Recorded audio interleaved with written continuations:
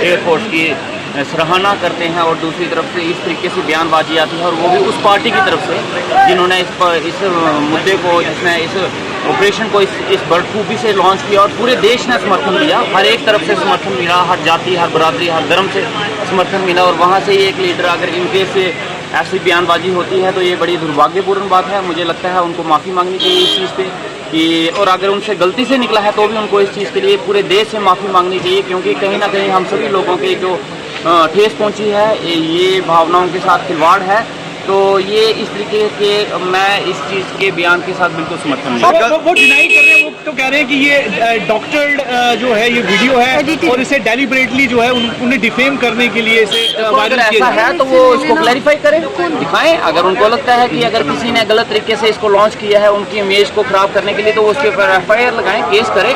लेकिन जहाँ तक हमने वीडियो देखी, मुझे लगता नहीं ऐसा कुछ है। अगर ऐसा है तो मुझे लगता है उसके ऊपर कार्रवाई होनी चाहिए, जिन्होंने इस तरीके की कार्रवाई करने की कोशिश की है, गलत तरीके से उनके बयान को प्रदर्शन करने की कोशिश की है। अगर ऐसा है तो उनके ऊपर। लेकिन सर वो कह रहे हैं कि सड़क के चौड़ी, वो मैं समझता हूँ वो अच्छी बात है, वो होना चाहिए, लेकिन इस चीज़ के लिए बोलें कि वो आर्मी वाले सोए रहते हैं, तो मुझे नहीं लगता कि, देखिए हमारा पूरा देश, पूरा भारत इसलिए सोता है क्योंकि वो जागते हैं।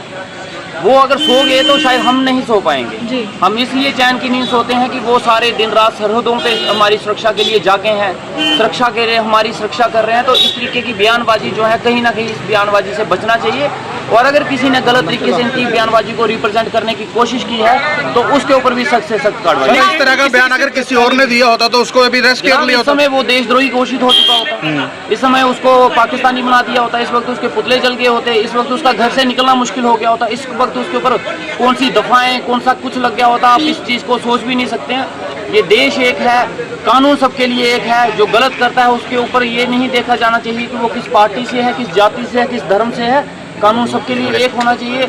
अगर हम इस तरीके से मैसेज लोगों को देते हैं कि ये बयानबाजी करने वाली एक पार्टी के ऊपर कार्रवाई नहीं होती है, तो मुझे नहीं लगता हम इक्वालिटी के।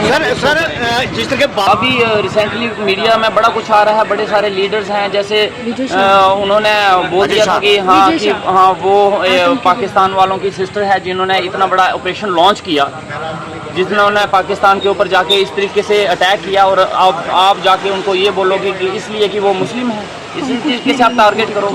तो मुझे नहीं लगता कि इन चीज़ों को हमें कहीं ना कहीं अप्रिशिएट करना चाहिए। और ऐसा कोई भी हो, अगर हम ये दिखाते हैं कि कानून सबके लिए एक है, तो फिर उसके ऊपर भी एक सख्त से सख्त कार्रवाई होनी चाहिए। वो पार्टी चाहे सरकार में है, चाहे अपोजिशन में है, चाहे कहीं पे भी है। अगर हम ऐसे नहीं कर पाते हैं तो हमारे देश के नौजवान, युवा और जितनी जनता है उनके ऊपर आने वाले समय में सर ऑपरेशन सिंदूर के बाद एक नया, मुझे समझ नहीं आता।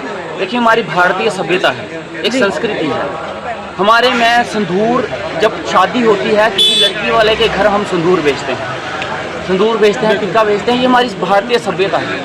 तो ये सिंदूर भेज के क्या दिखाना चाहते हैं, क्या प्रदर्शित करना चाहते हैं? अगर हम किसी के घर रिश्ता भेजते हैं वहाँ पे हम सिंदूर भेजते हैं, तो वो हमारी सभ्यता है। ये सिंदूर भेज के ये कौन सी नई सभ्यता चला रहे हैं? ऑपरेशन सिंदूर का पूरे देश ने समर्थन किया कि हर एक पार्टी, हर एक जाति, हर एक, लेकिन अब इस सिंदूर को राजनीतिकरण, हाँ, वो पॉलिटिकली इस चीज को यूज करने डीपी पर कहा जा रहा है प्रधानमंत्री की तस्वीर भी होगी, आज लॉन्च किया। मैं कहता हूँ प्रधानमंत्री साहब की ऐसे दीजिए ना तस्वीर, आप घर घर दीजिए, मेरे घर भी दीजिए। मैं भी चाहता हूँ मेरे घर में भी प्रधानमंत्री साहब की फोटो लगे, मैं खुद लगाऊंगा। लेकिन सिंदूर की डिब्बी पे प्रधानमंत्री साहब की फोटो जरूरी। इस समय बेरोजगारी देखिए कहाँ, और मैं पूरे देश का एक इंटरनेशनल लीडर ना बन के मैं अपने जम्मू कश्मीर की बात करूंगा। एक जम्मू कश्मीर जिसको कभी हम बोलते थे कि डोगरा कभी भीख नहीं मांगता, और आज के इस 10 साल में आप देख लीजिए, डोगरे के हाथ में एक कटोरा है भीख मांगने वाला। हम बेरोजगारी में जम्मू कश्मीर को आज तक कभी नहीं देखते थे, और आज हिंदुस्तान में वो टॉप कर रहा है बेरोजगारी में। इन चीज़ों पे बात ना करके हम ये चीज़ें कोई बात कर रहे हैं, कोई यूजलेस बातों पे। आज ये नौजवान युवा जो है वो ड्रग्स की तरफ जा रहा है, सुसाइड कर रहा है, धरने प्रदर्शन कर रहा है। ज़रूरत है उनके बारे में सोचने की, ज़रूरत है उनके ऊपर पॉलिसीज़ बनाने की, ज़रूरत है। आज जाइए, आज जिस तरीके से मिलिटेंसी हमारे जहाँ बढ़ रही है उसके ऊपर एक्शन लेने की ज़रूरत है। ये यूजलेस चीज़ें करके मुझे नहीं लगता कि इससे क्या साबित करना। सर, बिहार चुनाव नहीं जीतना है, यही तो चल रहा है जम्मू कश्मीर से। चुनाव जीतने के तरीके कुछ भी हो सकते हैं, लेकिन देश एक है और देश में एक मैसेज अच्छा जाना चाहिए जिससे हम सभी लोग अप्रिशिएट करें। इलेक्शन हर एक चीज़ नहीं है, पॉलिटिक्स हर एक चीज़ नहीं है, सबसे बड़ा देश है और देश रहना चाहिए। सर, जिस तरीके